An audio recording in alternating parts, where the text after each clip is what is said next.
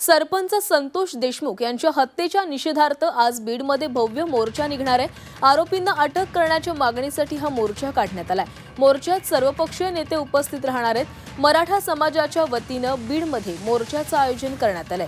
बीडमधील आजच्या मोर्चात मनोज जरांगे पाटील देखील सहभागी होणार आहेत। संतोष देशमुख हत्येप्रकरणी आज आरोपींना अटक करा या मागणीसाठी इतर मागण्यांसाठी आज मुकमोर्चा आयोजित करण्यात आलेला आहे। सर्वपक्षीय नेत्यांसह कार्यकर्त्यांनी या मोर्चाची हाक दिलेली आहे। या मोर्चाला अनेक नेत्यांची देखील उपस्थित असणार आहे। बीड जिल्ह्यातील आजी माजी आमदार आणि मंत्र्यांसह महाराष्ट्रातील अनेक नेते या मोर्चामध्ये सहभागी होणार आहेत। हा मोर्चा डॉक्टर बाबासाहेब आंबेडकरांच्या पुतळ्यापासून सुरू होऊन जिल्हाधिकारी कार्यालयावरती धडकणार आहे। सकाळी 11 वाजताच्या सुमारास या मोर्चाला सुरुवात होईल।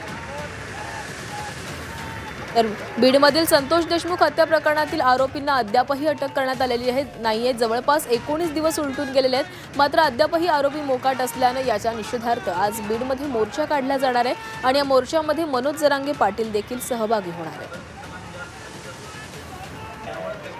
आरोपींना अटक करण्याच्या मागणीसाठी हा मोर्चा काढला जाणार आहे। बीडमधील बाबासाहेब आंबेडकरांच्या पुतळ्यापासून या मोर्चाला सुरुवात होईल तर जिल्हाधिकारी कार्यालयावर नंतर हा मोर्चा धडकणार आहे। या मोर्चामध्ये सर्वपक्षीय नेते देखील सहभागी होणार आहेत आणि विशेष म्हणजे मराठा आंदोलक मनोज जरांगे पाटील हे देखील या मोर्चामध्ये सहभागी होणार आहेत।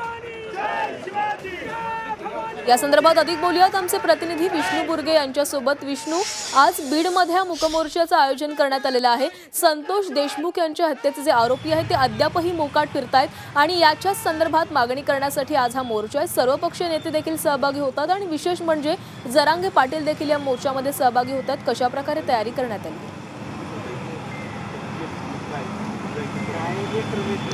खरं तर बीड जिल्ह्यामध्ये हा मोर्चा होणार आहे। बीड शहरात मोर्चा होणार आहे। संतोष देशमुख यांची हत्या झाली आणि त्यानंतर जे आहे ते आक्रमक जे आहेत ते नेते पाहायला मिळाले। संतोष देशमुख यांची हत्या उलटून आज 19 दिवस पूर्ण होत आहेत, मात्र तरी देखील 3 आरोपी फरार आहेत आणि त्यामुळं या आरोपींना जेरबंद करा, त्यांना अटक करा या मागणीसाठी हा मोर्चा काढण्यात येणार आहे। खरं तर या प्रकरणानंतर याचे पडसाद विधानसभेमध्ये पाहायला मिळाले। विधानसभेमध्ये प्रखरतेने हा विषय मांडण्यात आला, मात्र असं असलं तरी अजूनही 3 आरोपी यातले फरार आहेत। खरं तर यामध्ये चौकशी समित्या नेमण्यात आलेल्या आहे। हा सगळं जो तपास आहे तो SIT कडे देण्यात आलेला आहे। त्याचबरोबर यात SIT देखील स्थापन करण्यात आलेले आहे।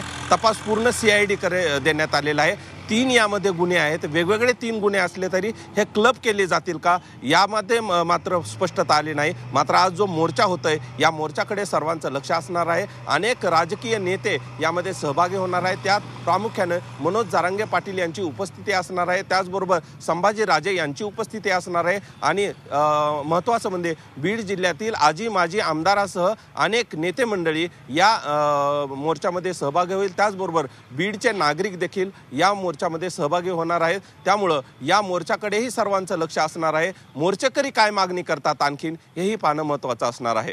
धन्यवाद विष्णू, तुम्ही दिलेल्या सविस्तर माहितीसाठी। तर आज या मोर्चाचं आयोजन करण्यात आलेलं आहे, त्यामुळे मोर्चानंतर नेमका प्रशासन कशा प्रकारे कारवाई करते याकडे लक्ष लागले। धन्यवाद।